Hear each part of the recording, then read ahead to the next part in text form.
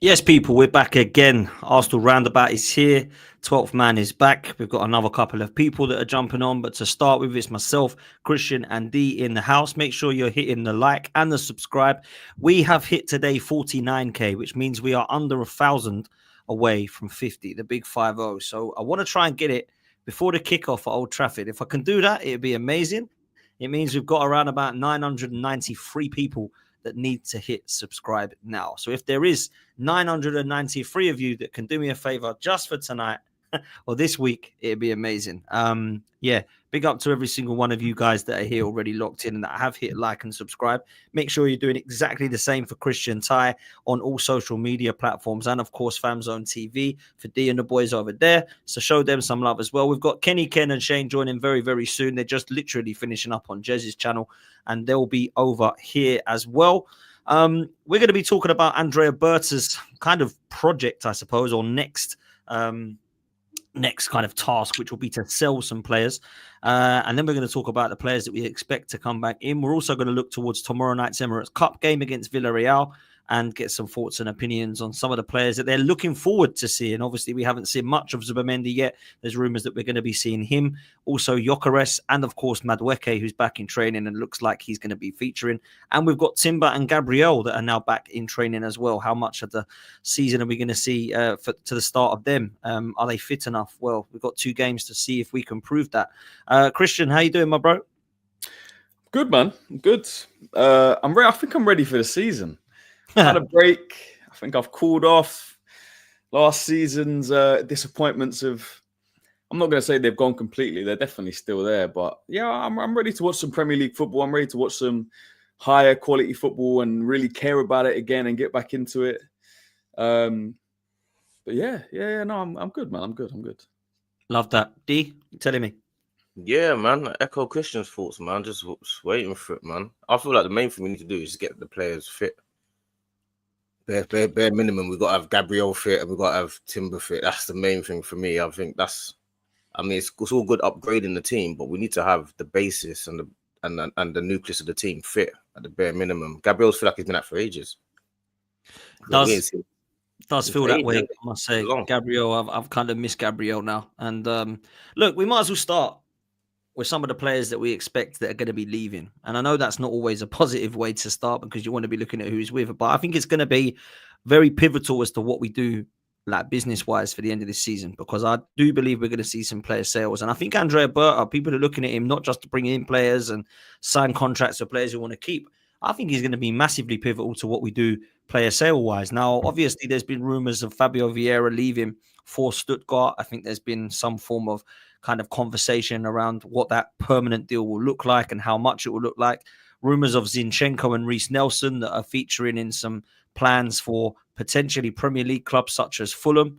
And we've kind of been told that Jesus could potentially be available. There were some kind of loose rumors last week that he might be off to Brazil. I don't know what your thoughts are, guys. I'll start with you, Christian, but I don't want to say that Andrea Berta has to sell these players for unbelievable money. I'm not expecting to see Kivior go for 50 or 60 million. I'm not expecting to see Zinchenko, sold for 40 or 50 million. And I don't know for a fact we ain't going to get 40 for Fabio Vieira, which we paid for him. But are you expecting to see some shrewd business with outgoings from Andrea Berta in the next couple of weeks? Because some of these players aren't going to feature in the plans for Mikel Arteta, are they? I would love to see some business, some shrewd business from Andrea Berta with outgoings, but it doesn't happen at Arsenal. If we were Chelsea and Andrea Berta was there, I'd say he's probably going to do some good business. They're obviously very, very good at selling players. We've never been that. I think Chamberlain is still our highest outgoing, which is mad considering how long ago that was and what the market was like then compared to what it is now. Look, I think if Kivior came in at Chelsea last season, did what he did towards the end, they would probably get a big fee for him. They're just good at doing that. We're not really a club that ever commands big fees. I don't really know why, because there's been players that maybe the problem is we haven't had players that are good enough, but there's been players that definitely we could have got more for than we did at a certain time. So yeah, thinking about the players now, if I was to go through it, I think the player we could command the most for is Kivior, because I think he's already made player. He came in a pivotal time last season. We saw him do it at the Bernabeu against Real Madrid. We saw him do it in the Premier League. We saw him do it the season before as well when he played left back. He's a versatile player, can play a couple of positions. So I think I don't want to put numbers out there because it might get spun. But Kivior's a good player, man. He's a good player that could start for a lot of teams. I know a lot of the Italian teams were interested, AC, Inter. He could start for any team, I reckon, outside the top 6 in the Prem, maybe barring a couple. I think there's a 35, possibly 40 million pound player there. I don't know. Is that crazy? If you're a good selling club, like I said, if we were Chelsea, why can't you command that? I'm seeing Tyler Dibbling go 43 million pound bid for him from a champion. Do you know what I mean? The champion, like these fees are crazy these days. Kivior's a good player. Reece Nelson, I think, is a good player. I think injuries and game time have been a bit of a problem. We saw him obviously go to Fulham last season. Was playing well until the injuries. I don't know how much you can get for him, maybe 10, 15 million pounds. Zinchenko, again, I think can do a job. I think his stocks have gone down almost from Arsenal fans' opinions on him and his defensive ability. I think Zinchenko could go into a club, play as a left 8 or a midfielder and do a very, very good job somewhere. I wouldn't even be completely against keeping Zinchenko if we played him in a different role. I don't think he's a left back. I don't think he's a defensive player. Who else needs to go? Lokonga, we haven't seen that guy play in a long time, which is obviously a problem. Fabio Vieira, like you say, to Stuttgart. Again, I didn't watch much of him at Porto. I didn't hear much about him being great and, mad assists and runs of form. So his stocks are way, way down. Maybe you can get, 15, 20 mil. There's definitely funds that we can raise. I don't think it's that much, and we're not a good selling club. So yeah, for me, Kivior's the one we can get most for if we're smart about it. Yeah, D, what do you think in terms of how much we can get for these, man? Do you know what? I don't really subscribe to the notion about being a good selling club because I feel like when you buy players, you only plan to sell. Obviously, everyone buys players for resale value, and obviously, younger players command more money. But if you have to sell a player, either the player hasn't worked out or they're going on to pastures new, innit? To go to a higher club. We've been a selling club for years where they took our best players. They took Van Persie and the Nasris, the Adebayors, the Ashley Cole. We never wanted to sell any of them. So it wasn't a situation where we wanted to sell them. I think now it's not about selling well. It's about getting rid of players that we want to get rid of them because we want players in. So if you was to ask me if Vieira would leave in, say, 1 more year's time, but you get 50 million for him, or if he leaves tomorrow for 10 million, I need him gone now. Because I need space in the team. I need Eze to come in now. I need Vieira gone. I need Tomiyasu needs to go. I need Tierney gone. Obviously, I know they've gone already, but I need Lokonga gone. I need Zinchenko gone. I need all these guys gone. I don't need them in the club anymore. So I think being a good selling club really only comes to when you're getting rid of players that I feel that they've moved on or they haven't worked out. You're not going to be a good selling club if the player works out. You don't want to get rid of your players, and they're not going to, like, Chelsea are only getting rid of these guys because it hasn't worked out. But why are they getting rid of guys for good fees? I just see João Felix. That's what I'm looking at. I'm looking at the players they're selling. I'm looking at who's the midfielder that they signed who's now going. Dewsbury Hall. But Jackson's Dewsbury Hall's just gone. Madueke, they wanted to move on. They're getting 52 mil. He hasn't necessarily worked out. Kai Havertz, 65 mil. He didn't work out. Like, why are there no players that play for us? Do you know what it is? Liverpool as well, Christian. Yeah, Liverpool have sold Quansah for 35 M's. They've got Harvey Elliott's being tipped to go for like 40 million or something crazy like that. You've got, Diaz has gone to Bayern Munich for 60. Nunez looks like he's going for between 70 and 80. What the hell is going on here? We can't even get like 15 million for Zinchenko at the moment. Our players are on, like, what's it? Kolasinac was on 100 and something a week, wasn't it? We're putting them on mad money. Wages are crazy. So I think, like, I don't really know how do you really get rid of players like Nelson when they're on and they're always injured as well? How do you get rid of those type of guys? I think it'd be a lot easier to get rid of like like I say, players that you don't want that are wanted by other clubs. Yeah, I you don't say think that, though, David. Liverpool got 15 million for Jordan Ibe, 35 million for Ryan Brewster. These were players like Reece Nelson. Like they've managed to do it. Chelsea, like you look at Omari Hutchinson, we give him to Chelsea for free. They sold him for 25 M's. Yeah, like we've got to be better at it. We've got to get improved. And I'm not think saying Berta that we brings need to that. Say again. I think Berta brings that though. I think. Well, this is what he's got to do. This is what he's got to do now. Like I'm not being like, want to be put unbelievable pressure on the guy, but at the same time, he has come in not to muck around. We haven't brought him in to try and give him time and bed in and give him a few years. He's got to do it now. Like that's why we've got him in, because he's a guy who's used to it. So I think he's done a great job so far getting Ethan Miles and Gabriel signed up. He's looking to get Saka and Saliba signed, and that's apparently positive news and showing progress. Obviously, he's brought in players like Gyökeres and Zubimendi we're happy with, and brought in some backups.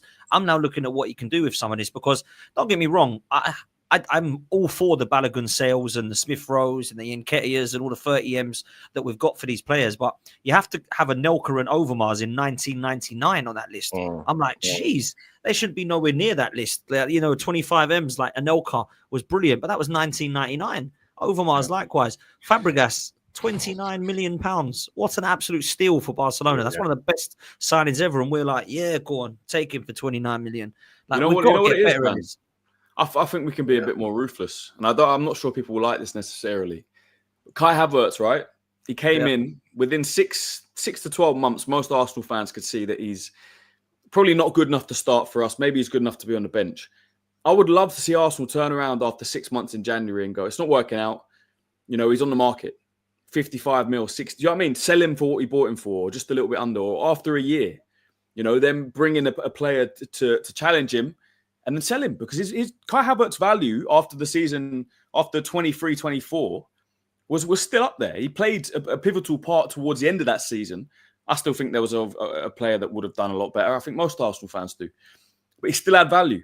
That's where you can be ruthless and say, look, we don't think he's the guy to lead our line. He's definitely not one of our better players. So let's get rid of him. Even now, this is a bit of a tough one. I know I said this on a show a few weeks ago with you. I was talking about Timber compared to Ben White. And you got two quality players there. I was going to say one for one position, but it's not, because they can both cover. But you could be ruthless there, because Timber, I think, if they're both fit, is our starting right back. I know Ben White covers centre back, and so does Timber, blah, blah, blah.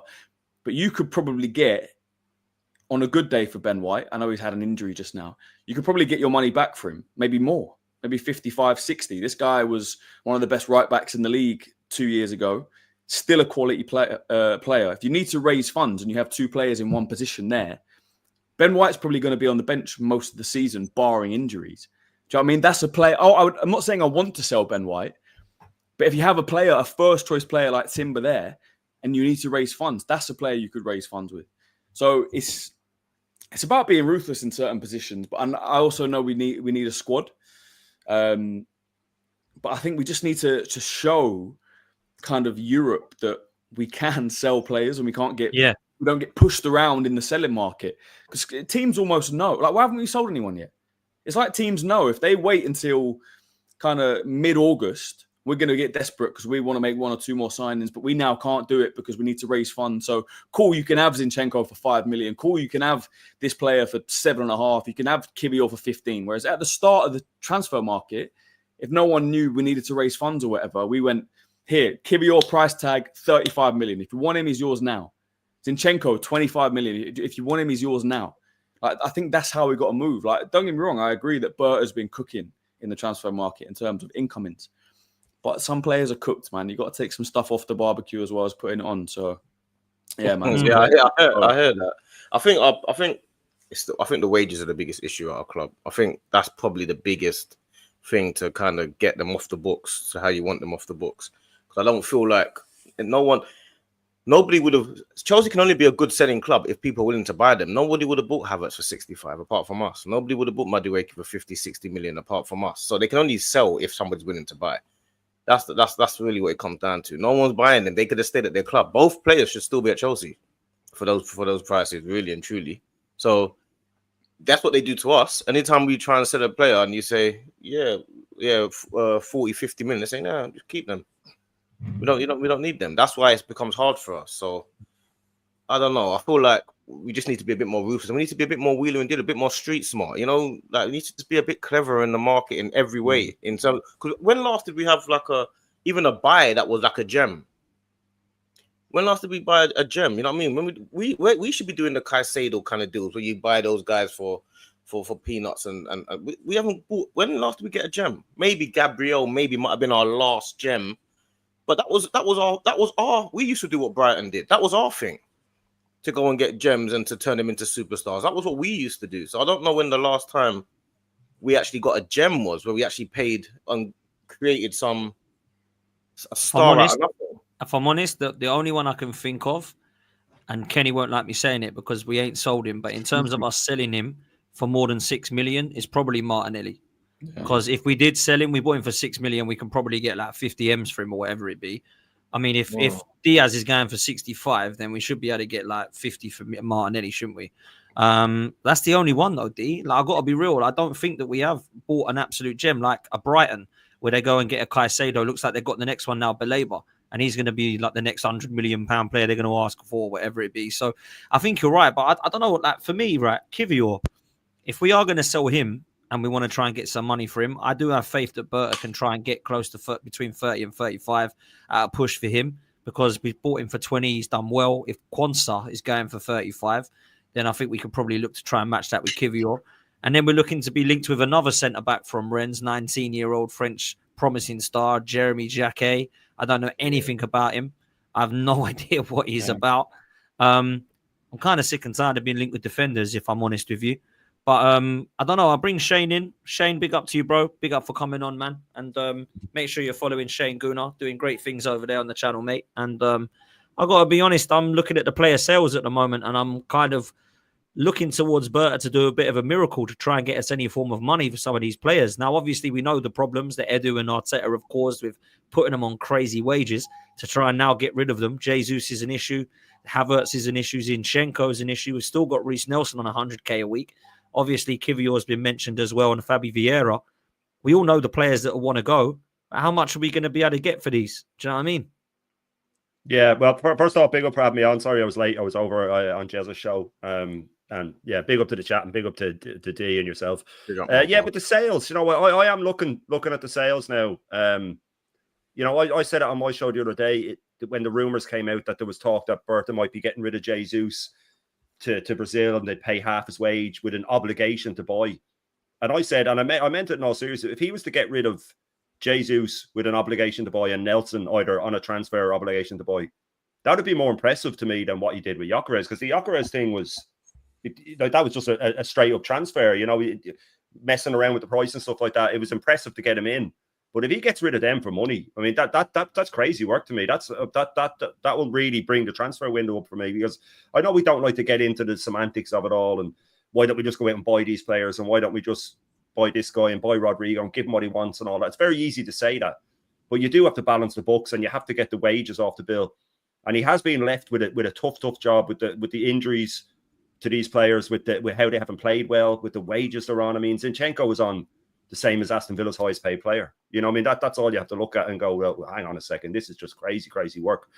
But if he gets rid of some of these guys, if only just to get them out of the club as well, it's good work. But we then we have to start looking at, is the squad short again? So I don't know. Getting rid of players, these players, is very tough. It's very tough. And you know, I was of the belief that when the league was over with 5-6 games left, that he should have been in Arteta's ear saying, look, drop Odegaard for the last few games. He needs a rest anyway, and play Zinchenko in the 10. Hope that he scores a couple of goals, and it will add on a price, because the Kivior thing kind of landed on our lap. He had to come in for Gabriel, and he wasn't terrible. He did quite well in certain games. And that shot his price up, because we were thinking, oh, we'd be lucky to get 15 million for this guy. And after those last few games, you go, maybe we would get 30 million, or maybe if we sell him now. You know, so he should have been bringing these lads in when the league was gone. I know he was obsessed with second and all of that sort of stuff, but he should have been bringing them in and hope that they score a couple of goals, or because football is so fickle now that a player has 6 or 7 good games and the price can double or treble. You see signings being made like that all the time. So I think Berta should have been in his ear saying, you got to play these guys. But yeah, the only thing I don't want to see is just another loan with no obligation to buy. That I just don't want to see that. I don't want to see, at worst, a loan, but with an obligation, so the team has to buy him, because I don't want to see another loan and then they come back and they only have a year left. I agree. And we're ripping up the contract and stuff like that. You better get rid of them. And even if the loan involves only paying half of Jesus' wage, it's 130 grand off the wage bill. If they're paying half, it's 130 grand. And he might go to Brazil just to try and make the Brazil squad for the World Cup. You know what I mean? So for me, it's all about transfers out now. I don't think we're going to sign Eze unless something mad happens, like we said, getting rid of Martinelli, and then suddenly that'll kick it into gear. But I'm very interested to see, number one, and I'll finish on this. Number one, what these players are confirmed on, the lads we've got in. If the wages are down the way people are talking, then we're definitely moving in the right direction. As in a couple of years down the line, we'll be okay. And number two, the players he can get rid of. If we get rid of a few and get these guys are in on lower wage than what we expected, then Berta is properly cooking for me. I won't give him that moniker just yet, but I mean, I am very interested to see how he does with sales. No, facts, man. I think you're spitting the truth. I've got to be honest. Christian's coming back. He's just got signal issues for whatever reason. His Wi-Fi is busted, so he's just going to restart and join. But yeah, look, big up to everyone for coming over from Jez's stream as well. Big up to the Jez raid. Big up to Jez. I hope you have a good evening tonight, mate, because I did invite him on, but he's busy. Kenny, let me ask you this, man. It's similar to kind of where we're going in terms of players out, but I'm going to ask you a question about players in. I got asked this question today on another podcast. I'm sure I don't even know what podcast it was I was listening to, and I thought that's an interesting question. When everybody is fit in this defence, does Arsenal look better when Ben White plays at right back and Timber plays at left back? Or do Arsenal look better when Timber plays at right back and Lewis-Skelly plays at left back? It's the latter. You know, don't get me wrong, Benjamin White, when he's fit and raring to go, is fantastic, you know, from an attacking point of view, you know, especially the overlap. You know, it gives us a bit of an option, probably creates space for Saka. But from a defensive point of view, if you look at some of his games in 22-23 and, you know, towards the end of the 24 there's no doubt in my mind that he does struggle with players with quick feet and a bit of pace, and from a defensive point of view. And what he does is that I know it's very rare that we're under the cosh, but what I would say is that when he is at sixes or sevens, that drags the defence out of areas of comfort. For instance, Saliba has to go and cover him and double up because Benjamin White struggles there. Now, with our good friend Timber, we've got no problems in that situation. There's no way Timber will struggle in that situation on the one, especially on a one-to-one. He's brilliant at that. He's going to get better, I think, from an attacking point of view. That's something that, you know, you've got to learn, because let's not forget, Benjamin White wasn't always, you know, the main man when it came to, that position. Remember, we had him as a sort of like a, you know, playing in a back three, had him in defence, and, you know, he found his niche as a right back, a very good right back. But I just think from a more solid team, I'll have Timber there. In terms of left back, that's still an issue for me. Left back is still an issue in terms of, like, we haven't got a proper left back who could defend really well and, you know, invert. You know, Lewis-Skelly's starting to do that, and he looks really comfortable there. And for me, I wouldn't take him out of the left back's region. Why would you do that when he hasn't put a foot wrong? He's been really solid. Don't get me wrong. There are times that, you know, when he does get caught in possession, we do tend to be overloaded on his side. But that's you know, hopefully it's going to be few and far between. But if I was to pick my first, 11, I have to, on merit, play Lewis-Skelly. And I just think that Timber's a better left back. Obviously, if there's injuries, maybe we talk again. But let's not forget, Timber's not a left back. We thought he was a left back 2 years ago. Timber's a better right back? You said left back. You mean Timber's a better right back? No, Timber's not a left back. He's a right back. No, that's what I was saying. And he's right midfielder. But a lot of people mistakenly saw Timber as a left back because of his performance in the Charity Shield and, his first goal against Nottingham Forest. And we thought, right, we're missing Timber at left back. When I thought, it's a bit strange because I swear when he was playing at Ajax, he could play either right back or centre half. And that's where he plays his best football. But for me, Timber all day long.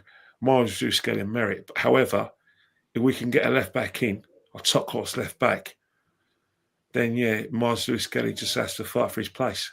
Because I still think we need someone who's more experienced and better than me in that position. Depends what we're looking for, though, innit? Like because Ben White does get the best out of Saka, so I think attacking wise, Ben White right back and Timber left back is probably better, but defensively it's definitely Timber at right back. But because Ben White definitely gets the best out of Saka, he does. Overlapping, innit? It's overlapping. Yeah, him and Saka, they just know what they're doing to just they got a seriously good understanding. So I think obviously Skelly's only just started, so he's just trying to find his feet. And Skelly's always got different people playing with him. 1 minute he's playing with Marino just there, and then he's playing with Martinelli. Then next minute he's playing with Trossard, and then he's playing with it's always chopping and changing for Skelly. So he hasn't even got a stable partner yet. So I think it's a lot easier on the right, but I think the disparity and so different that Timber is such a much better defensive fullback, and Ben White is him and Saka. I think Ben White will start the season though. I think it's looking that way. Timber and Gabriel, I don't think either of them will start at Old Trafford the way things are going, unless they can prove their fitness in the next 2 games. I mean, we ain't seen him yet, have we? Exactly. I think he'll start the season. I think, and then if he starts the season really well, it's going to be quite hard to displace him because what he will do, Arteta will end up just playing Timber left back. That's what he will start doing because Timber will have to play. He will just start. That's how it started. That's how it really started until Skelly broke into the team. It was Timber left back and Ben White right back. So I think he will probably just go back to kind of his default setting, that's what his default setting was. I don't think that would have changed. Sorry, cutting. Does that show a decisive manager when he's not making a decision? You know, surely if you've got 2 players who play at left back, you don't sort of like play Timber at left back to, you know, just to get him in the team, even though he plays very well there most of the time. He's not a left back. He's got to be able to, this season of all seasons where we have to be immaculate, he's got to make a decision. I agree with that. I agree with that. When everyone's fit, either his right back is Timber or Benji White, and just stick to it.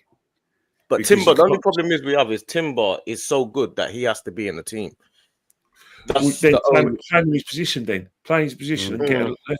Because I think there's going to be a situation where you're asking, you know, Timber could do the great, you know, defensively he's immaculate, but from an attacking point of view, our left-hand side is just as weak. It's very poor. It's weak. Well, so do we actually think that we need another? Because I'd go and break the bank for Nuno Mendes if we could, if he was available, because I think he's a left back I want. But when I look at it, I think the best left back we've had in the last 5-6 years has been Kieran Tierney. I'm still waiting for him to be upgraded upon, man. And I appreciate his injury problems and all that, but that was a proper left back who could defend. Lewis-Skelly, I've taken nothing away from the lad. I think he's been unbelievable for what he's done and what he's achieved. Calafiori, he just ain't for me. I know some people like him. I know, Christian, you and I go back and forth about it. You like him. I'm just not sure. Injured again.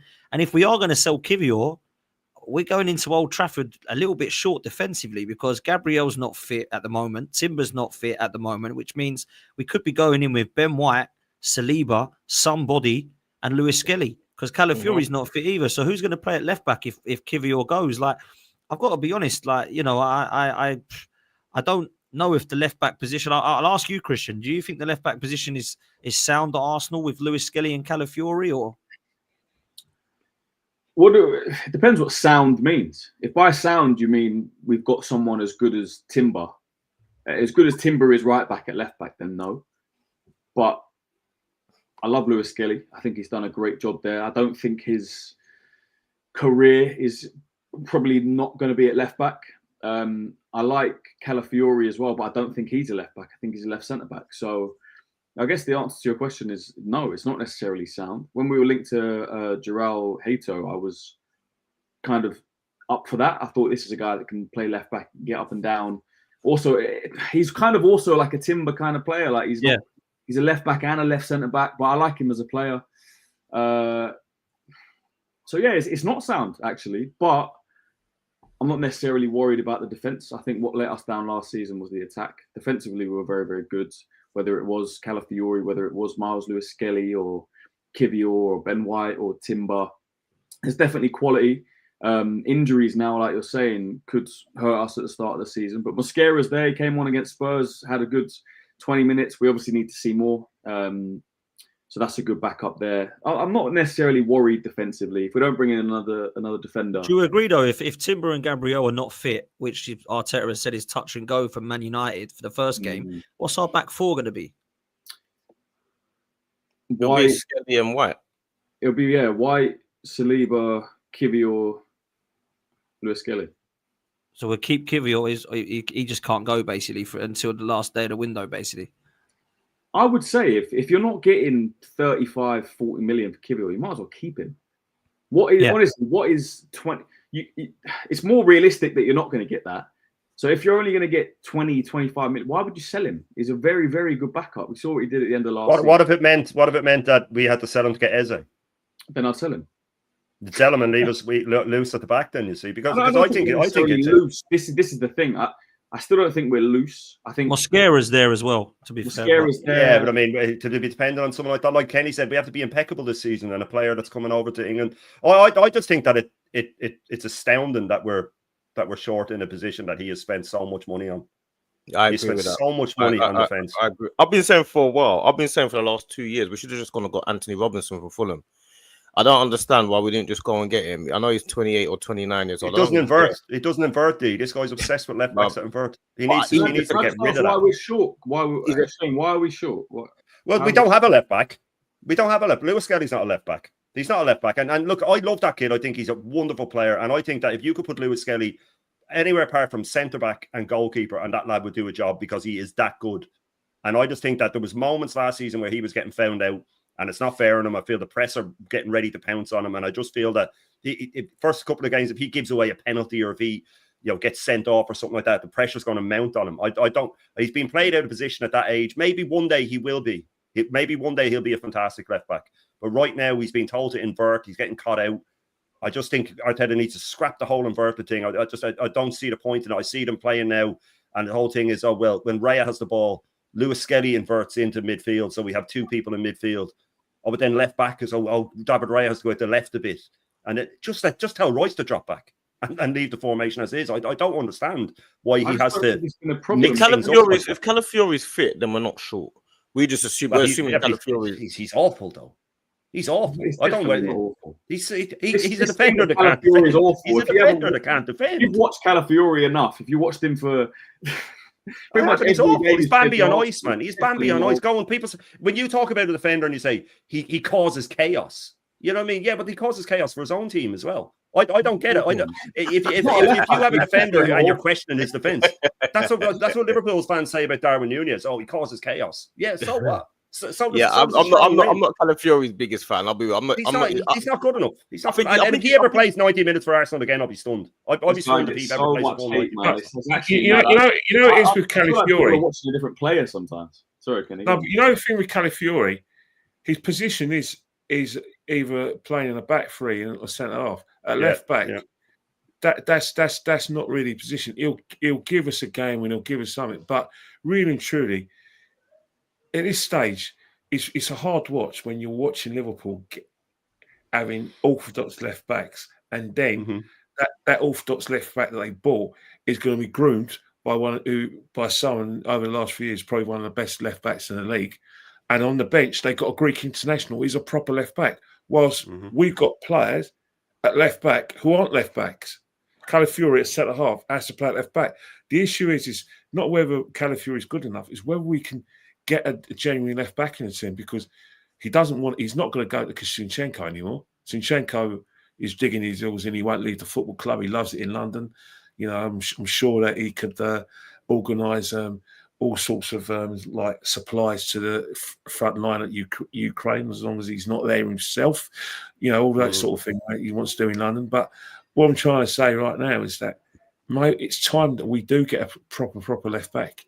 Yeah, it's not what Arteta wants to, is it, Kenny? What's that? It's not how he wants to play. So it's kind of but I hear you say, Christian, but what I meant by a proper left back, I'm not talking about a left back that plays traditional way, because 9 out of 10 times most left backs don't play traditional left back. That's gone at the ages.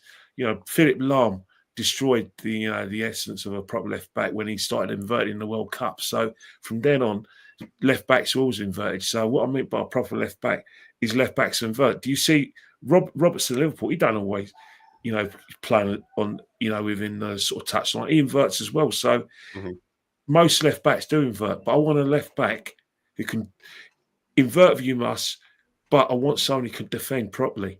That's their job. It's their first job, Kenny. That's their job description, is that they're left back first. Definitely, that's what we need. But unfortunately, left backs, I think when Mick Arteta, when he plays centre halves or midfield and left back, he's just looking what his mate does at Man City. Where if you think of Man City, that Man City's back four is just 4 centre halves.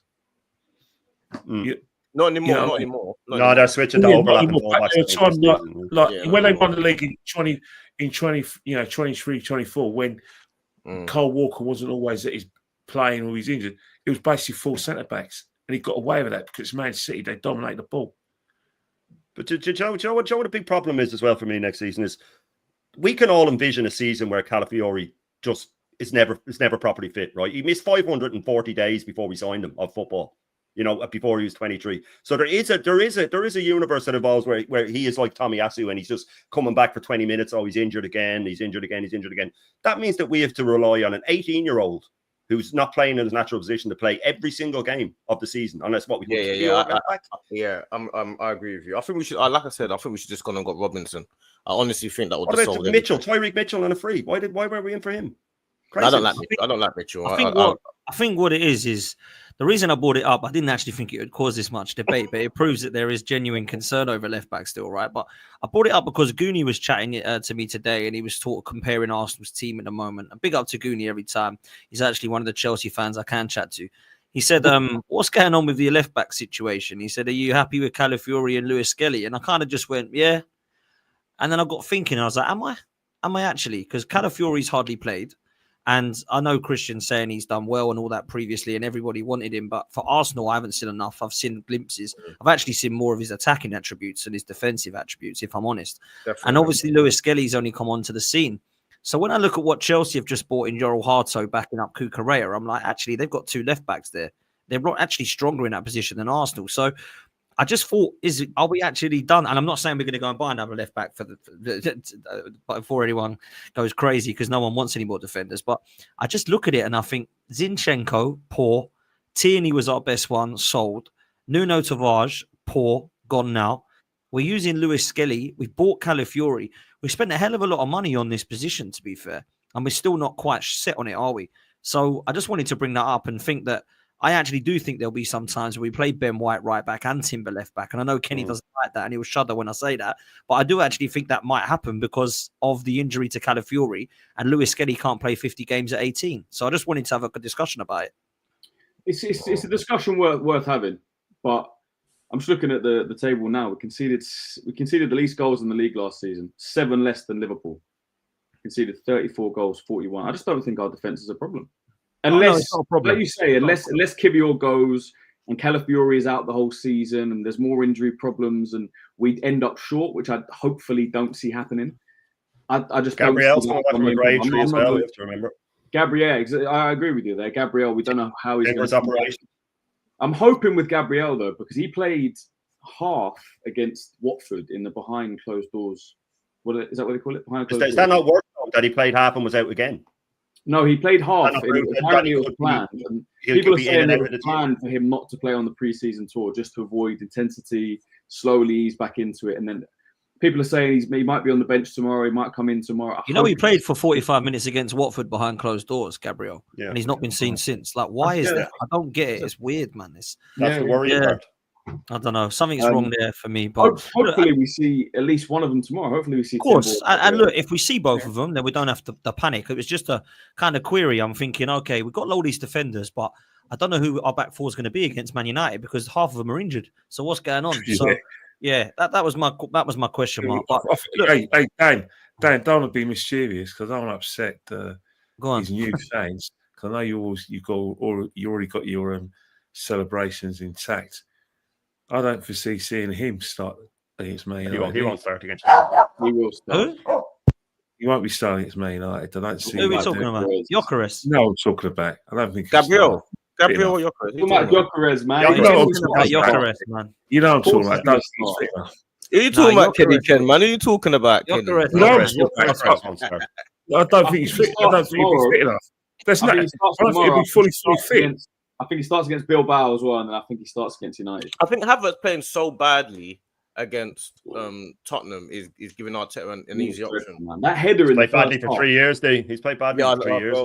That free header in the first half that he put over, and then the chance where he took the touch on his left foot and fell over. Like, if Arteta watches that and thinks this guy can be our number 9, Arteta's got to prove everyone wrong with the Havertz signing. That's what it comes down to. Well, yeah, there's that right to show at that, but as much as you guys can convict. You guys, if you do your sort of teams for the first game of the season, deep down, none of you will be surprised if Kai Havertz starts. Wouldn't shock me. Wouldn't shock me, but for me, I'm not saying it can't happen. And you say, he's got to make Havertz work. I'd have so much respect for him if he said, look, you're a squad player and you're going next summer. I really would. It's not worked. Hold your hands up and say, this is my mistake. I thought he was going to come into this position. I thought Chelsea had ruined him, and I thought I could get something out of him. I've ballsed this up. Unfortunately, it's been an expensive failure for me, and I have to hold the L here and move on. But we know Mikel Arteta is not going to do that because he's a stubborn, arrogant man who will say this is actually a good signing because he scored 9 goals last season. 3:30 last season before. 3:30 on the 17th of August. All will be revealed. The team. He won't play Havertz. He will, yeah. Gyökeres got to start in that game. Tomorrow he might not start. Fitness, maybe he'll come on at half time. Maybe we'll get half an hour. Bilbao, I expect him to start, and United. Pre-match interview. Oh, sorry, Kenny. No, what I'm trying to say is that you just never know with this situation. But I want a player that's fully fit, ready to go. Because this season, you can't be carrying fit. Don't get me wrong. He'll find his way definitely because that's what a lot of our cousins do when they come from different leagues. I just think that we still haven't sort of solved this Kai Havertz enigma. We've done it amongst ourselves, but this manager, he will find a way, to fit him in that side somehow. I'm inclined to agree with you, man. And the same as with Odegaard as well. It's fine making a place for him in the squad. I've got no problem with that because he's not going anywhere. So we've got to utilize Havertz somehow. But if I start seeing him playing in midfield, or if I start seeing him starting ahead of Gyökeres, I think Stricto said it last week. Let's get him as expensive therapist, Mikel Arteta, because something's wrong with him. There's no way you can be playing him ahead of Gyökeres, and there's no way you can be playing him ahead of Rice in the 8 and all this stuff. I can't be seeing this, man. If he's forced into this side again, then it is literally on the manager. Gyökeres out the left. Don't be surprised if you see that once or twice. Don't say that. I'm telling you, don't be surprised if you see that once or twice.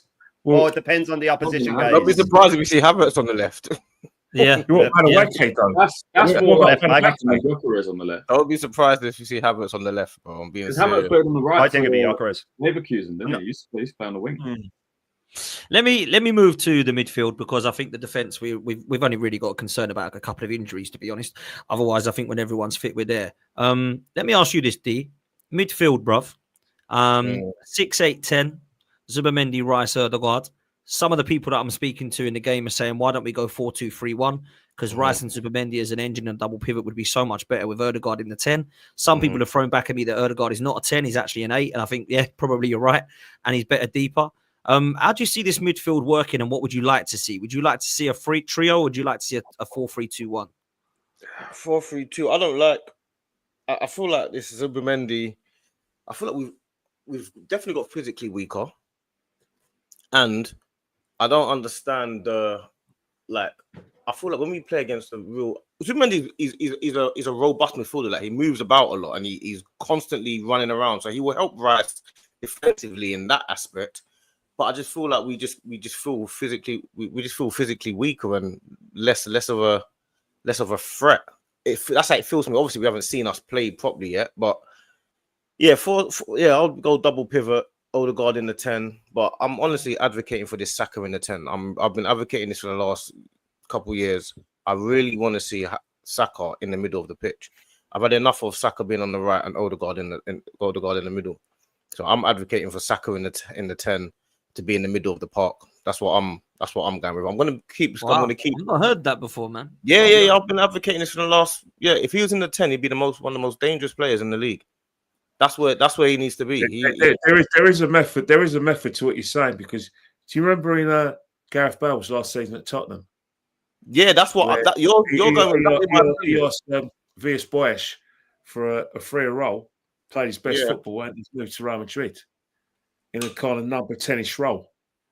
That's exactly my premise, because him in the 10, he'll be able to. You get Saka in a shooting position in front of the goal at any point. He's a deadly player already. I need Saka in the middle of the pitch, directly in the 10 role. Like Cole Palmer. I disagree, man. I don't think moving Saka is the answer. In terms of the midfield problem, I think we might be too defensive going forward. Like we weren't fluid going forward enough last season. Creativity, For me, the midfield looks nailed on to be most games. Zubimendi sitting as a 6, Rice as an 8, and Odegaard as a 10. For me, it's a little bit too defensive. I still don't love Declan Rice in the 8. I know he had some chances towards the end of last season, but for me, I still see him as a 6. He's still our best midfielder in the 8. He's still playing the best. Was our best midfielder last season. Hold on. I still see him as a 6. I think he's a destroyer. I think he's great at winning the ball back and then progressing it. I just don't see him, like the Xhaka. When Xhaka's last season, when he was arriving late, when he was kind of getting into the box, I don't really see Rice like that. I think there's more exciting players that you could have in that position. I would rather see a midfield 3. Sorry? When did he play his best football towards the end of last season? What position did he play?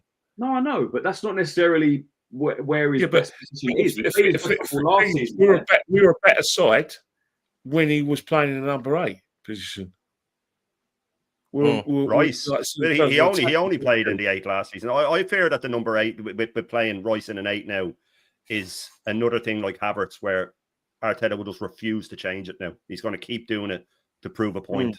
I can make him an 8. I'll show you that he's going to be, because if you put Rice in a double pivot in a 6, he's one of the best around. But when you put him in an 8, he's not in like the top 20 8s in the world. You know what I mean? So he's out of position. If you put him in a double pivot, the only thing I will say, even if he does start in the 8 next season, he will spend a lot of his time in and around the 6, because he'll have to protect Zubimendi, especially in the early games. He's going to have to do a lot of running to protect him. He's going to have to do a lot of running to protect him. Look, so he will be in and around there. But if you put out, the problem is we have a 10, but he doesn't play like a 10. How is a 10 restricted to one part of the pitch? A 10 should be allowed to go wherever they feel the ball is. 100%, wherever they feel like they're going to pick up the ball. You must feel the game up. 100%. Crazy. A 10 should be able to tell them.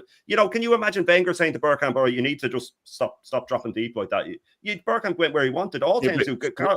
I think Farmer goes where he wants. Yeah, but I think with this team, one of the things I've noticed with the themes of Arteta's management, especially in the second season, it's give Saka the ball and he win us the game.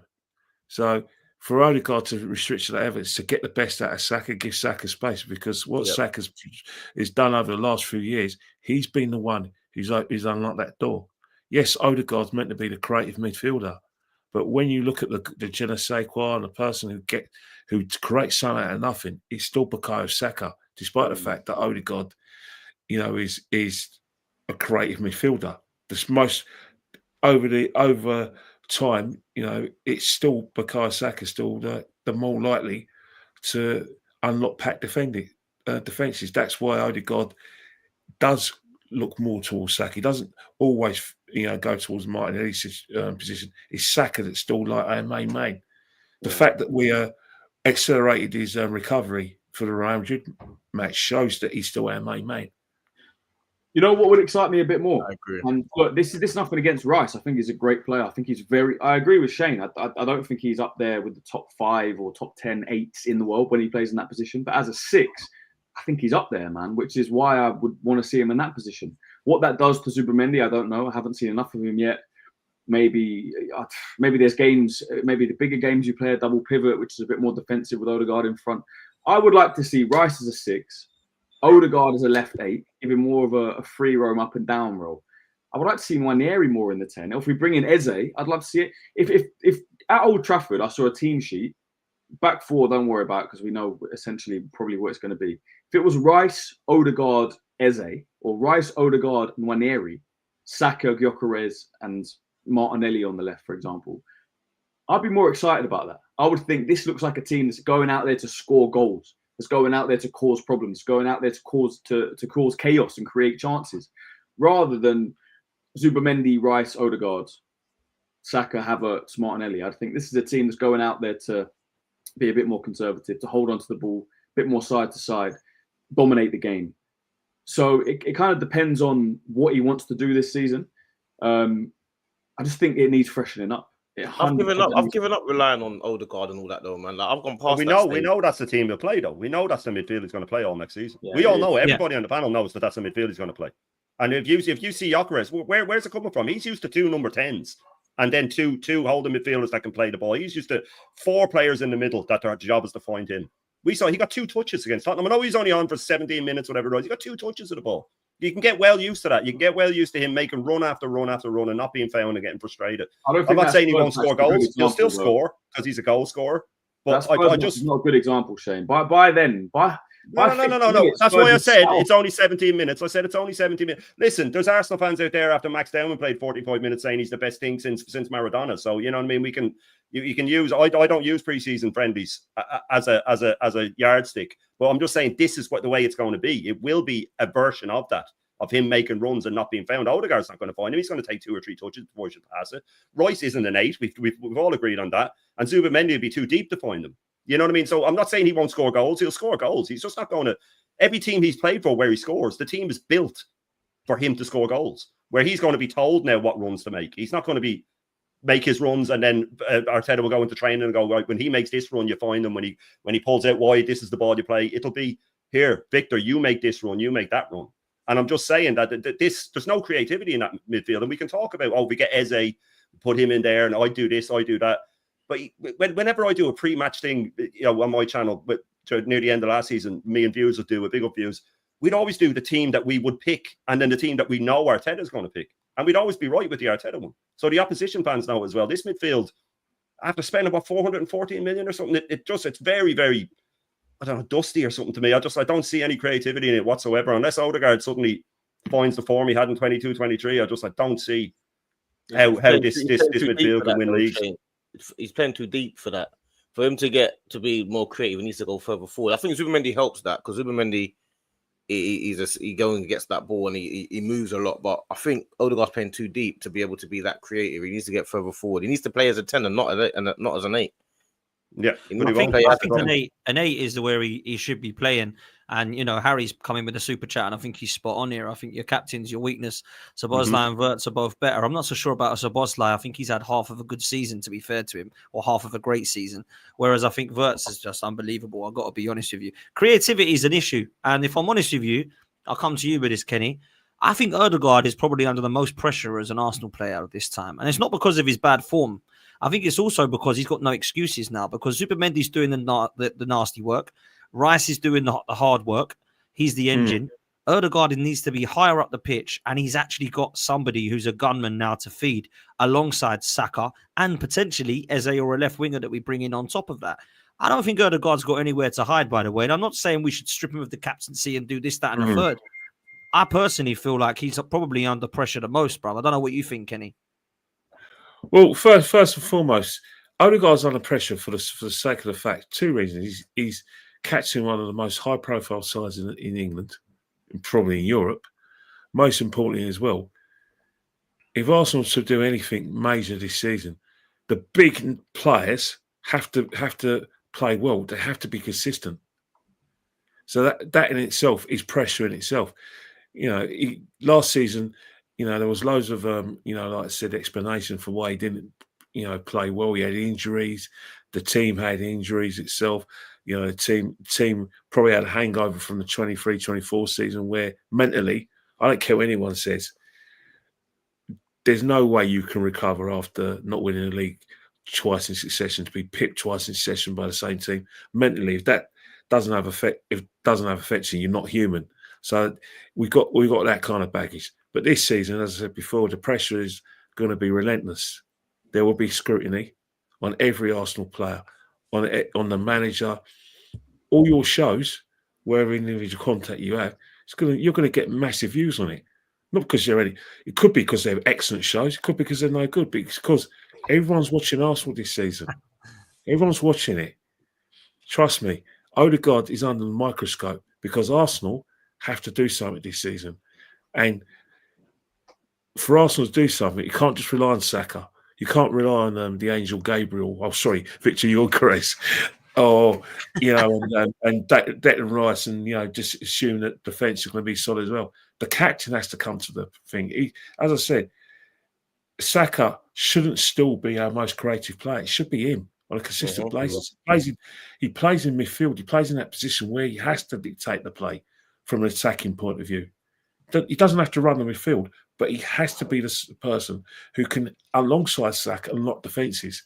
That's what I want from Odegaard next season. Simple. I want 15 goals, 15 assists. Not hard. Get on with it. Because if it's not hard, so easy. It sounds easy. It sounds easy. Well, why not? Because if we don't, it's no good relying on just one player like Gyökeres. Let's not forget what we did with Ian Wright years. Ian Wright was scoring goals left, right, and centre, but the other team didn't score. Hence the fact we scored only 38 goals, but we still won the FA Cup and the League Cup. But we were boring to watch. We need contributions from every player, especially our captain, especially our creative spark on the field. Well, should be. So the pressure's going to be relentless, whether he likes or not. But at the end of the day, I always say, if you can't take the pressure at Arsenal, call your agent and ask them to find you another club the next morning, because that's where it is now. Next season, he's captain as well. He's captain as well. Yeah, he's captain. It's not even from the captain. It's from a sort of like position where, for us to win something big next season, where universally we have to win something, preferably the league, preferably the Champions League. He's got to be at his best. Mm-hmm. I agree. We could potentially have two players that are challenging him for his position and could take his position. Arteta has to be ruthless.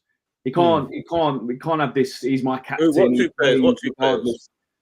Ethan Nwaneri and Eze. If Eze Nwaneri's not taking Odegaard's position. I'm not saying he doesn't trust him in the middle. He doesn't trust him in the middle. He's covered for Saka. He doesn't trust him in the middle. Mm-mm. He's been playing in the middle in pre-season. It's been reported by Romano and David Ornstein that he wants more minutes in the middle. He's been playing there. I'm just saying there are two players that can potentially take, if Eze comes in, that can potentially push him, and that's what we need. I want to see if Odegaard has a terrible game against United. I want to see him off at half time. I want to see him off at 60 minutes. We get subbed to 60 minutes all the time. He's been subbed more than any other player. He's been subbed more than every captain in our history combined. What? I don't get your point. So he will be subbed after 60 minutes, but he will start every game. He will start every game, but he keep getting subbed. It shows that Arteta knows he's not good enough. If he's hooking his captain on 60 minutes, with his treatment of Odegaard or not? No, he should have booted him out a long time ago. Odegaard's dross. He's not good enough. Why was he playing arguing my point by arguing my point? No. Be more ruthless with Odegaard. I want to see him. And I said, he does sub him off. He does sub him off on 60 minutes all the time. So you're saying he's been ruthless in the right way? That's not ruthless. How is that more ruthless if he's doing what he already done nearly every game last season? Don't start him the next game. Start Nwaneri in the 10. But he will start. Start Eze in the 10. He won't. If he's fit, he'll play. If he's fit, he'll start. That's this. Why are you arguing my point with my point? No. Because he needs to be more ruthless. If he's not, and I'm saying he won't be. I'm saying he won't be. And I'm saying he won't be more ruthless with him. So I think you're both agreeing but arguing. I don't get why you're trying to argue my point with my same point. It doesn't make any sense. I'm not arguing. You're saying that he needs to be more ruthless by not playing him, and I'm saying he does need to be more ruthless by not playing him, but he will keep playing him. He'll keep starting him every game. There's no game next season where he won't start him if it's an important game. He'll play him. He'll play him every game. He'll play him every game. He will. Well, play. I think it's going to be interesting. Last season, but with Eze, the Eze links make me think. Hopefully, he's identified a position that is a weakness. And I'm just saying, if there's Eze and Nwaneri both queuing up there to take his position if he's not playing well enough, Arteta has to drop him. He has to be more ruthless. Look, man, I've got to be honest. I think that you got to be ruthless. I totally agree, and I think you got to be ruthless in the game. But something else we need to be ruthless with is subs, people, because we got likes and subscribes. We've got to get this on the road. We've got over 1,000 people, and I need about in total now 977 to be exact to hit subscribe, because we then hit 50k. So we're on the road to the 500. Dane, let me tell you something now. You're getting that. You're getting double that. Trust me. I said it once. Let's get to 50 first. It's a public service announcement. Arsenal is going to be the most scrutinised club That's a fact. On the mainstream and new media. Ever.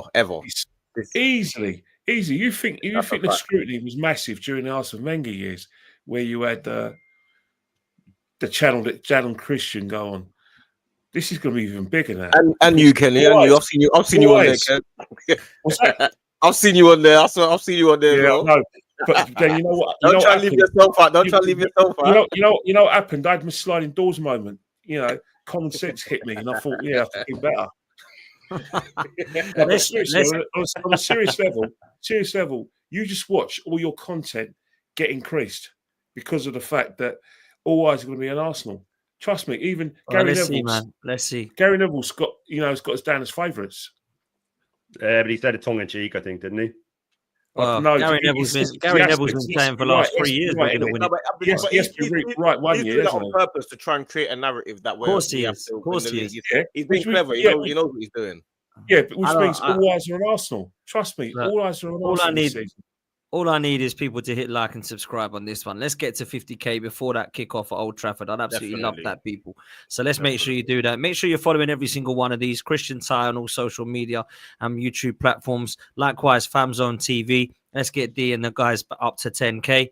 Kenny Ken on all social media platforms and on Instagram, and Shane Guna on his channel as well. Make sure you're following every single one of these people.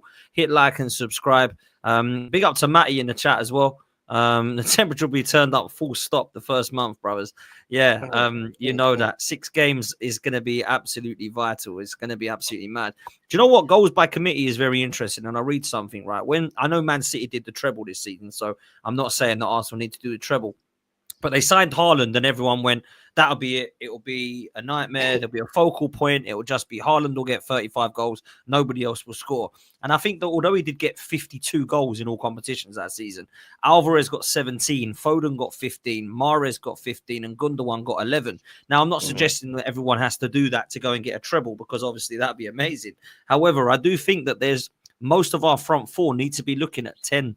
They need to be looking at the bare minimum of at least 10 goals. And I'm talking about Martinelli, Eze, Saka, Odegaard, and of course, Gyökeres. Now, I'm not saying they all need to just get 10. They all need to get 10 at least, right? Because if you remember us going in 2022, 23, we had it before, where we had 15 for Martinelli, when we had Perez and Ljungberg, that was why we were so formidable. 100%. We had the Henrys doing what he was doing. You get a 10, you get a 10 or an 8 from Bergkamp, and you get 15 each from Perez and Ljungberg. And that's what we've got to get to, D. This is what I'm saying. So I think goals by committee is massively. Brentford last season, 3 players got 52 goals. Yeah, Vissar, Mbeumo.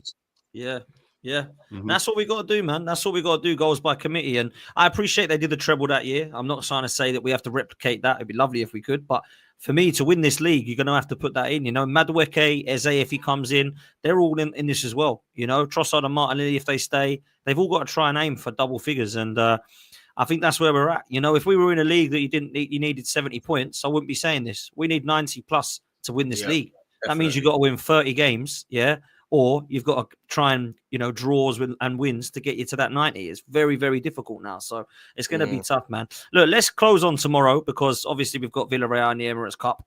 I'll start with you, Christian. What are you expecting? What sort of team are you expecting? And who are you looking forward to see, bruv? Sounds mad, but I want to see Madueke. That left wing position has been a problem. Trossard and Martinelli have not impressed me at all in pre-season. I think Reece Nelson's probably been the most impressive left winger when he's coming. And look, I want to see something fresh. Madueke's our player now. He's been training. Whether he's fit or not, whether he's going to start or not, however many minutes he gets, I need to see something fresh. Obviously, I want to see Gyökeres up front. I want to see Saka on the right. But a new, fresh front three maybe something will change. I think we're going to see. I think we'll see pretty much a team that will start against United. Maybe Gabriel and Timber aside. I think we're going to see a midfield three of Zubimendi, Rice, and Odegaard. I'd be surprised if we didn't. But then again, we've got Emirates Cup on Saturday, so maybe you need a bit of rotation. I just want to see the attack freshened up, man. I want to see us looking more fluid going forward. I want to see us getting the ball into the wingers quicker, into Gyökeres if he's getting in behind, if he's playing on the shoulder. Well, however we play, however we set up. I don't know how Villarreal are going to set up. Are they going to be defensive? I saw a thing that they haven't won a preseason game yet and they're in terrible form. Wow. So I don't really know. But yeah, I'm excited to see Gyökeres. I want to see something fresh in the attack. And it needs to be better than Spurs. Look, it's got to be much better than Spurs. That was an absolute joke, if I'm honest. Not far off a disgrace. I thought we were so bad, man. I thought it was so bad. But I'm expecting to see Zubimendi start. I'm expecting to see Gyökeres. Madueke is a good shout from Christian. I was quite impressed with Mosquera. What little that I saw of him. I don't know if he's going to start or what we're going to see there. But for me, I think we want to see some of these new signings and see some creativity and a style of play that's going to be a little bit different to that we've seen in pre-season. Because I've got to be honest with you, people might not like me saying this. I've learned nothing in pre-season. Absolutely nothing that I already knew, that I didn't already know, sorry. I know we need a striker that's better than Havertz. I know we need creativity. I think our style of play is boring. I think we're rigid and we're slow and we're compact and we're just crossing into the box hoping that someone can get their head on it. And I'm getting bored of that, man. So that's what I want to see improve, D. Yeah, I agree with you. I think we all kind of know what our defensive midfield will be coming for the most of the season. I think that's kind of set in stone. Whether he plays Ben White or Timber right back or Miles Lewis-Skelly, I think we all kind of roughly know the defensive midfield. I think what we don't know is the striker and left winger. I think that's what we need to just actually all need to know. I need to know who's playing left wing and who's playing up front, because we all have this reservation that Gyökeres is going to play or Havertz is going to play. We all kind of have that. That shouldn't be a thing. We've got a striker that scores 70 odd goals in 2 seasons. That shouldn't be thinking about whether he plays or not. And we don't know who's playing left wing.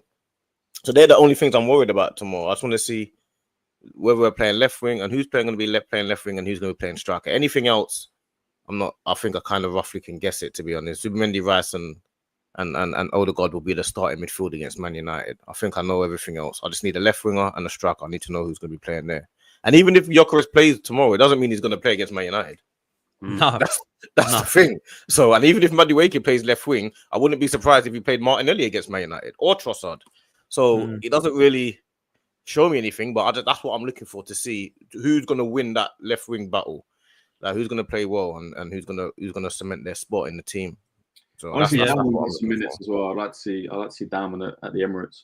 Yeah, Villarreal's, they played 4 games in pre-season. They drew 1-1 with Leeds. They lost 1-0 to Sporting. Drew 2-2 with St. Gallen, and they drew 3-3 with Basel. Obviously, it's pre-season, but like, come on, man. Yeah. Should be. Well, we might see Pepe. We might see Pepe because he's at Villarreal. He could be a returning. What are you saying, Shane, for tomorrow? What are you looking at? Yeah, I think we'll see a lot of. I think Kibior and Mosquera will get a good bit of minutes just in case the likes of Timber and Gabriel aren't fit for the start of the season. I think they'll try and get minutes into their legs. I think we'll see the 3 lads in midfield. I think that's a certainty. I think Gyökeres will get a half, maybe a bit more. Depends if he starts. If he doesn't start, he'll come on a half time. I think Havertz will definitely get minutes. I think he'll hope that he scores to soften the blow of starting him first game of the season. But yeah, look, I just wanted to touch on something you said, though, that like for us to be successful next season, we need the likes of Madueke and Martinelli to get double figures or more. I mean, if that's what we're dependent on, we're in bigger trouble than I thought, man. If we're dependent on the likes of Madueke, who, by the way, has started 7 games out the left last season for Chelsea and assisted none and scored none. But I mean, he's got double figures if you combine his last 3 seasons, so maybe he'll get it for us. I don't know. But yeah, look, I think we will see the defenders get a lot of rotation and a lot of minutes for that sheer reason, that just in case Gabriel's not fit for the start of the season. And that going into the season, I do worry with the injuries, because if people thought the injuries were bad last season, they're going to be worse next season. Not long term, but there's at least 4 of those 8 players that were heavy injury. Just because that's what happens. You can't come back fully fit. There'll be a lot of Arteta pre-match press conferences will be listing off who's fit for the game and who's not, because there'll be a lot of niggly injuries. And we also have to wonder if there's going to be any blowback from the Timber interview. We know what Arteta's like with stuff like that, but that'll be interesting to see it play out as well. But yeah, it's a pre-season. I'm not big on pre-season, but we'll see what happens. So it'll just be a lot of minutes for the defenders, I'd say. No, you're right about the injuries as well, because I don't think anybody can look me in the eye with a straight face and say all those players are going to be 100%. They're going to give their all. Because I've seen Saka and he looks good in glimpses. I know people say he doesn't quite look the same. Gabriel, I haven't seen yet. Timber, we haven't really seen yet. Havertz, I mean, he looked absolutely horrific, I thought, and has done in most of the preseason. So, we've got to look at that seriously. Ødegaard, it still don't look much improvement, and people are blaming injury still and fitness. And I'm like, come on, we can't drag that into next season. He's got to look at his own individual performance. And Martinelli and Trossard looked absolutely woeful. I mean, Reece Nelson's looked better than them two both. In preseason, and that's a worry. But Kenny, I'll ask you the same thing about tomorrow night. But I wanted to add a little bit of a caveat to it to say that I haven't heard anybody say they think Arsenal will win the league yet. Other than Christian last week, of course, who was kind of tongue-in-cheek had to say it. But I haven't seen anybody else say that they think Arsenal are going to win the league. And I just wanted to get your thoughts on why you think that is. Do they think it's because of the manager? Do they think that we haven't strengthened enough yet? Or do they just genuinely do think that Liverpool are miles better, do you think?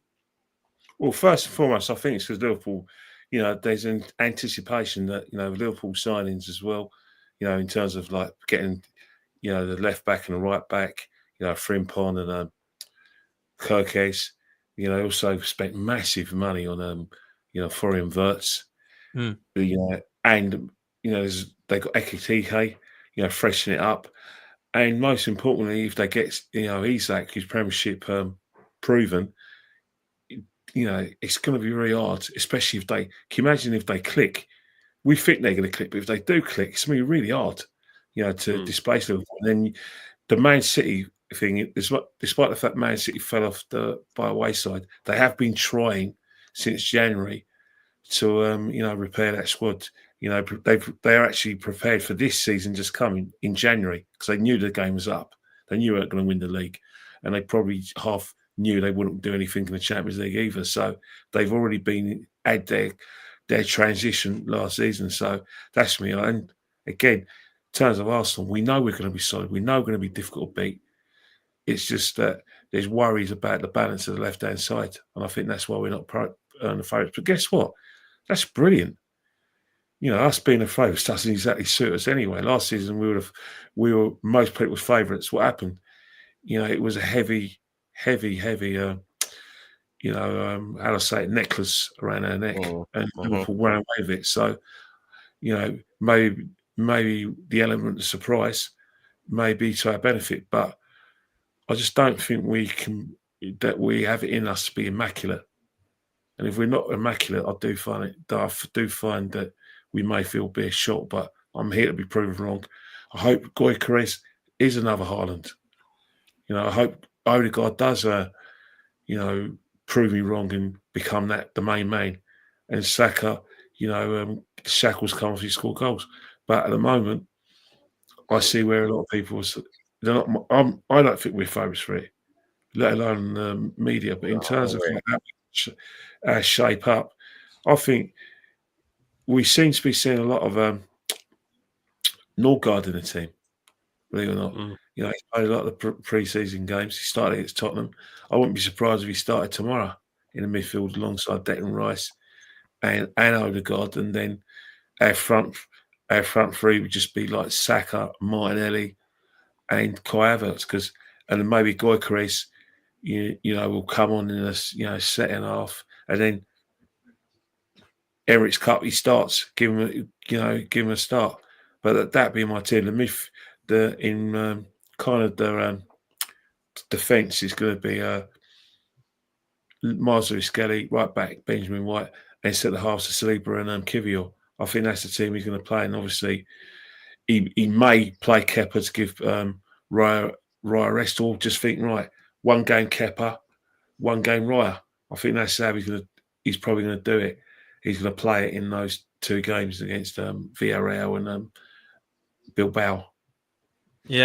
Yeah, no, look, there's some players I'm looking forward to tomorrow, seeing for sure. I can understand why people aren't putting Arsenal, because Arsenal have not won the league yet, and Arsenal have not won a trophy yet under this new regime. So I can understand why people are not putting us as favourites.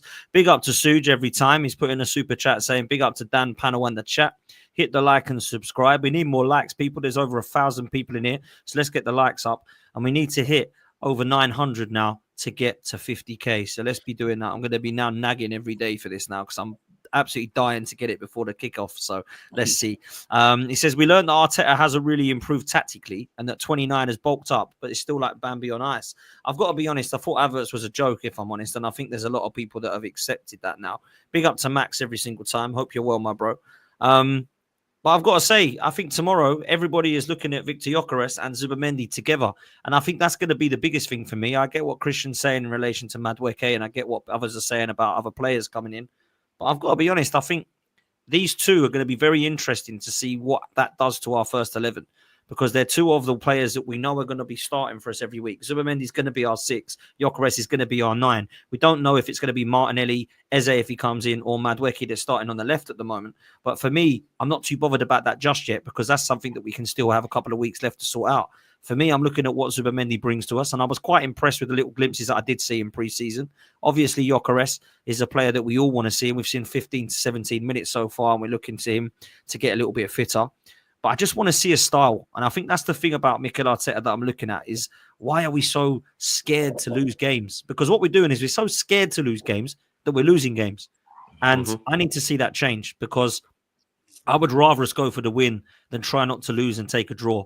And a lot of people said that it's because we haven't got a striker. You know, Hooks was saying last week to me, it's because we haven't got a striker. Now we've got a striker. We're going to turn those draws into games. I don't know that it was just that we didn't have a striker last year. I think the style and the lack of creativity was why we didn't win some of them games. The fact that we couldn't find it tactically to break down low blocks was because we were drawing games. And I think that if you would have had Haaland or Mbappe or Gyökeres or Isak into that 9, I don't know that I think we would have won more games, but I don't know that we would have won the league because I still felt like the style was wrong and the lack of creativity were the biggest issues. So I don't know what you thought about that as a panel before we come to a close.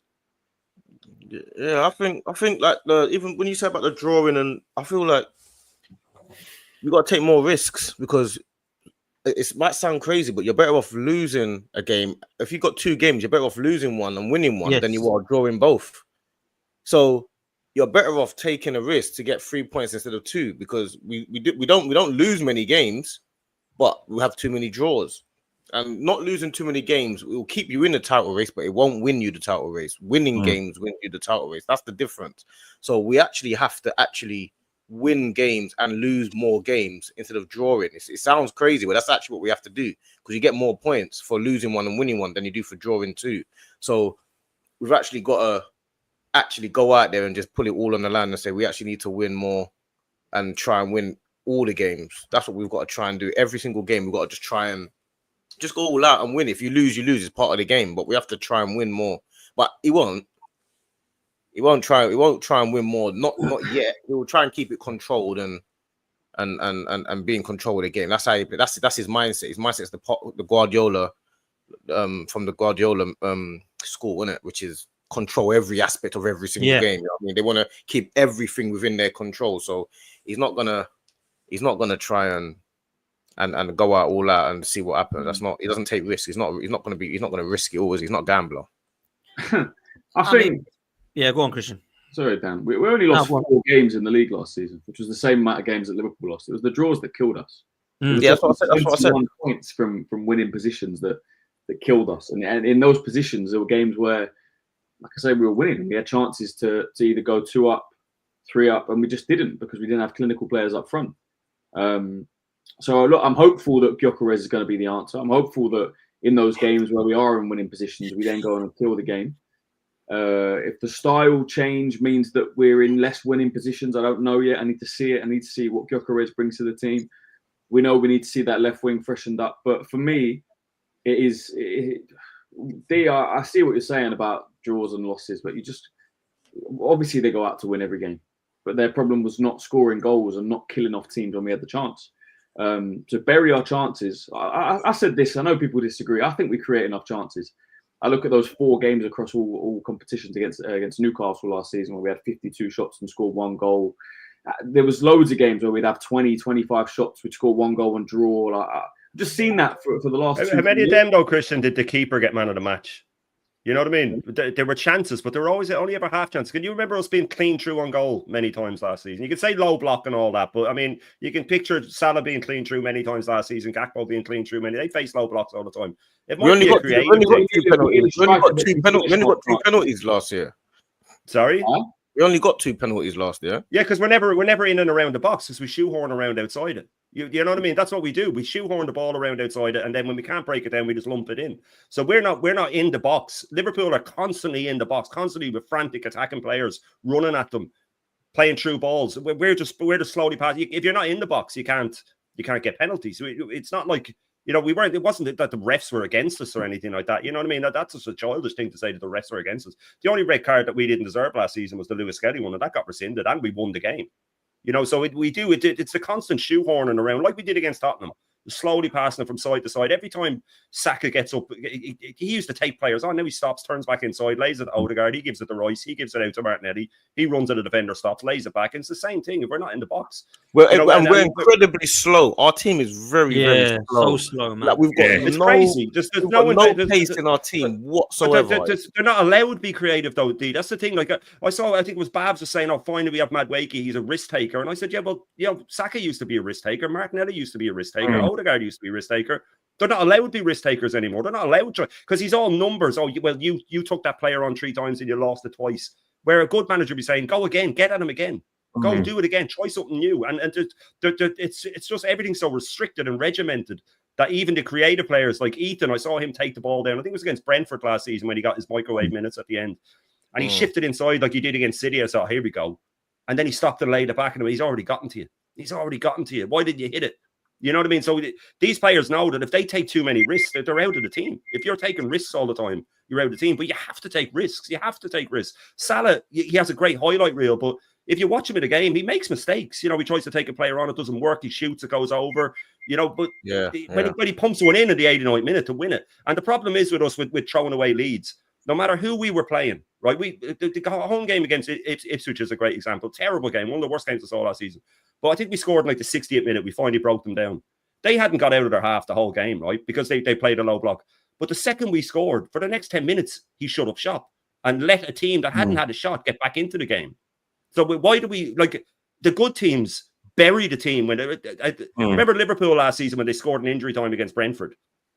When it was 0-0 and we thought Nunes, right? Wasn't it? Nunes. Yeah. But then when they went 1-0 up, they broke away again and scored a second to kill it off. They didn't just sit back and let the other team have the ball for the last season. They went and killed it off and killed the game off. The great teams, the great championship winning teams, they take the lead. That's when you go again. That's when you hit them again. And we always let a team that hasn't had chances back into the game because he's so obsessed with 22-23 when we fell off that he got, right, we have to lock up now and shackle. And that's all well and good. But you have to stand on their neck while they're down and finish them off. And he needs to get rid of that mentality of, well, we need to lock up now and just calm it down for 10 minutes. No, get them again. They're the ones on the ropes, not us. Go again. And that's what Liverpool do, and that's what City do when they're at their best. That's what all good teams do when they're at their best. And I agree. It's a mentality problem is why we're throwing away leads. It's not to do with finishers or players. It's a mentality problem. It's letting other teams back into it when they've had nothing in the game all season. And he needs to lose that. He needs to lose that mentality and say, go again, lads. Hit them again. They're weak at the moment. And I just don't see it in him. I think he's too far gone. I think we've got to be realistic and we've got to say, you know, we're not expecting it overnight to go, wow, Arsenal are blitzing teams. But I do think that it's something that Arteta just absolutely has to change. We've seen him do it before. The 2022-23 season, he's got PTSD from that, going 8 points clear and throwing it away. He now doesn't want to lose games and he's gone too far. He needs to stop that stubbornness and just say, do you know what? I can be free-flowing. I've got Saka, I've got Martinelli, I've got Odegaard, I've now got Gyökeres.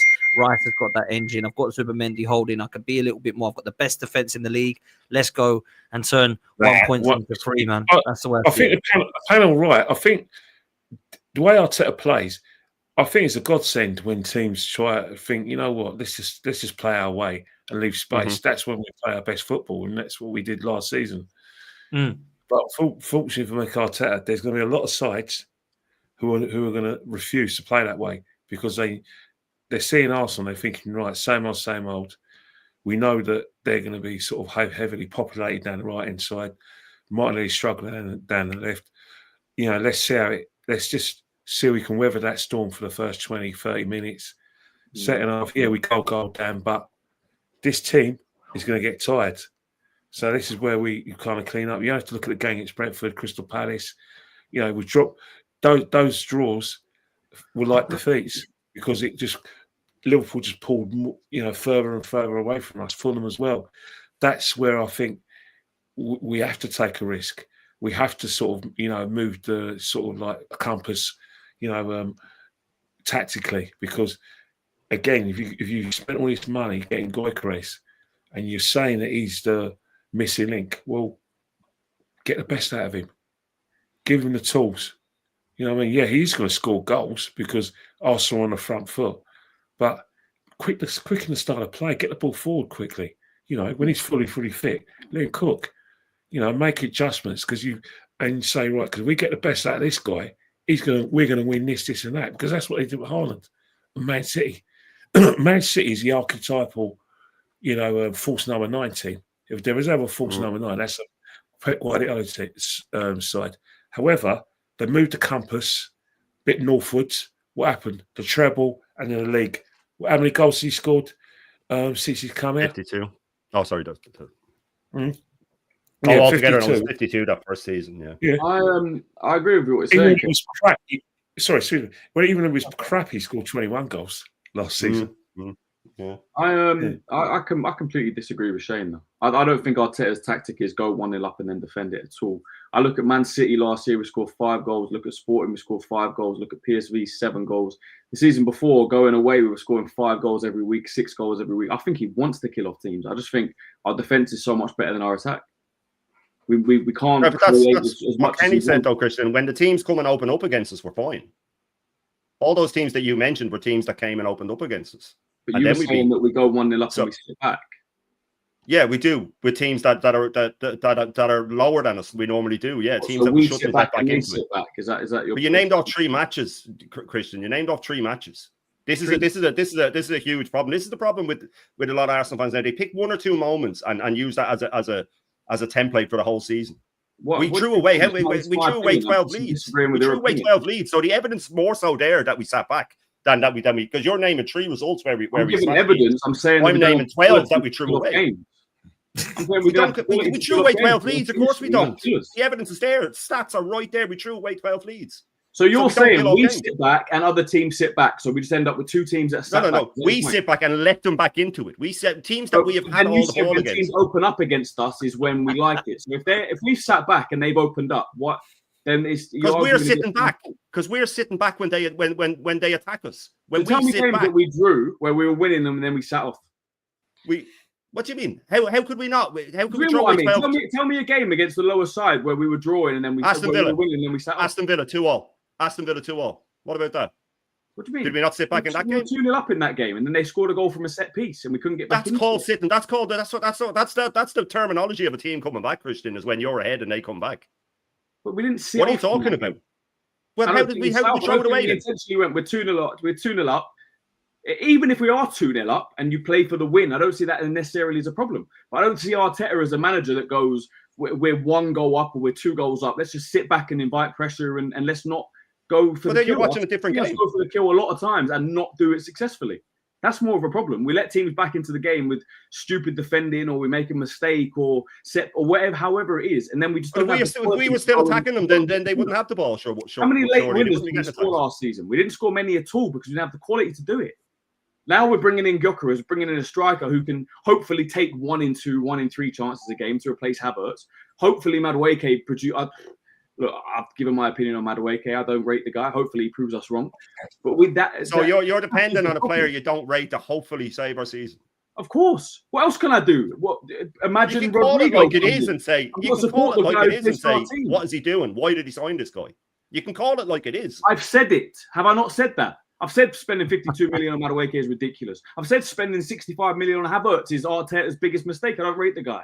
You're talking like everything is Arteta, pro Arteta. I love him. That's not my point. I've said he's made loads of mistakes. Of course he has. I don't think he doesn't want to kill off games. I think that's ridiculous. No. You're acting like I said he's intentionally throwing the game away. Why are you acting like I said he's intentionally throwing the game away? I don't see him going 1-0 up and then sitting off every time we 12 times we threw away leads, Christian. He must have done it at least half of them times. Quality up front to kill off games. We're doing it again. We're doing it at home to the Bournemouth and teams like that, mate. You know what I mean? It's not like we're doing it against top teams. He has to have changed the tactics. So you think we have the quality to kill off games up front, and he's just sitting back when all we should have done is go for it. Is that your point? You should always go for it. Of course you should against the smaller teams. You definitely should. You genuinely think he just sits back in games? Is that your point? He does it. Of course he tightens up. As soon as he lets in a goal, he tightens up. I completely watch the games. He does it every time. Do you go to games? Where do you, I don't know. I go to plenty of games. Of course, I go to plenty of games. London, but I go to games and I see us going over and over and over again at a defense. Over and over. If we're 1-0 up, if it's 1-1, if it's 2-2, over and over again. There's just no. So you think we played over and over? So we played really attacking football last season. Is that what you're trying to say? That's not my point. That is exactly your point. If we're going over and over and over again with attacks, that's called attacking football. We didn't play attacking football last season. We're in the attacking third of we're in the shoehorning the ball around the box. That's not attacking football. Playing the ball sideways all the time. That's not attacking football. But even your shoehorn, right, going around the box, that's not sitting back. That's not sitting off. Sitting off is playing in your own half, letting the team have the ball. But playing negative football is still defensive football, even if you're in their half. You're not penetrating them. That's defensive football. We're letting them have the ball and inviting pressure. If we're playing you football around the box, and we're trying to create. When we're forward, Christian. When we're forward, we do that. When we're forward, we do that. You cannot throw away 12 leads. You can't. It's not called. It's called being a realist. It's called not living in a fantasy world where everything this guy does is amazing. You're constantly naming all things he does wrong and then saying everything's amazing. I've criticised the guy. I've said there's problems. Of course there is. There's massive problems, huge problems. And you're saying like I haven't said it. Yeah, but you said we'd win the league. You also said we'd win the league. 21 points from winning positions last season. Right? Yeah, and you're saying we'll win the league. What's changed that you're saying we're going to win the league? What's changed that you said we're going to win the league? He brought in a striker, which everyone's been crying out for 3 years. Oh, okay. Well, that's 21 points difference right there. It's craziness, man. A striker doesn't change everything. One striker doesn't. The injuries don't go away because we signed a striker. The wage bill doesn't go away because we signed a striker. It's not FIFA. I don't get it, man. Am I right in saying you don't think we're going to win the league, Shane? No, we don't. We're not getting top 4. I'm joking, bro. I'm joking. Listen, I've got to stop. I've got to come to a close because I'm supposed to be on with Judges now, and he's going to be waiting for me. Dane, I think we found the new sort of Igao and Lee. It's all love, man. It's all love. But listen, it took you an hour and a half to get there, though. It took you an hour and a half to get there, though. Yeah. It was quite chill. It was quite chill until the end, you know. But big up to both of you, man. Big up to both of you. Big up to Kenny and D as well. Make sure you're following every single one of these people. Make sure you scan the QR code for Match Bingo. They're our sponsors tonight. Make sure you've downloaded the app. Make sure you've credited £5 and make sure you're playing. Pre-season's underway. Why not play it tomorrow night when Arsenal play Villarreal in the Emirates Cup? We'll be back next week to talk on the Arsenal roundabout. And you go to the game, as well. I'm going. Yeah, are you going, Kenny, or not? No, I don't go to an open envelope like you. No, I'm going with a brother-in-law, man. With a brother-in-law, hey, so I'm gonna have a nice evening with him. The envelope is still the same. You go to an opening of envelope. Mate, you used to, you know. You used to, Kenny. You used to go to all the youth games. Emirates Cup game in your life. Yeah, all right. Big up to Christian. Make sure you're following Christian Time. Make sure you're following Famzone TV. You go to the game, Christian. I've got a ticket, but I'm not 100% sure yet. I might be on. Which means you're gonna go. I'm definitely going on Saturday. I might be on a watch along tomorrow. I'm not going to Christian, if you want me to tell you what happens in Coronation and EastEnders, just bell me. I'll tell you. Get you started again. Emmerdale. Emmerdale. Make sure you're following Shane as well, man. Shane Gooner, absolute legend, man. And yeah, I got to be honest, it's been a good show. It got a little bit heated at the end, and it's always good when that happens. Everyone likes debate, healthy debate at that as well.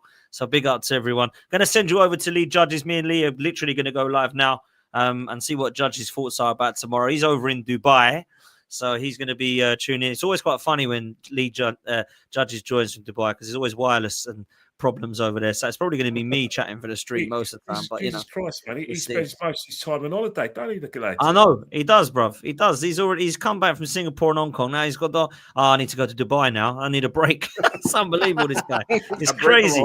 Unbelievable, man. It's crazy. But listen, we're gonna get out of here, people. Send you over that way. Come and join myself and Lee. Make sure you hit like and subscribe on this one. We're getting close to 50K. We're out of here, people. Laters.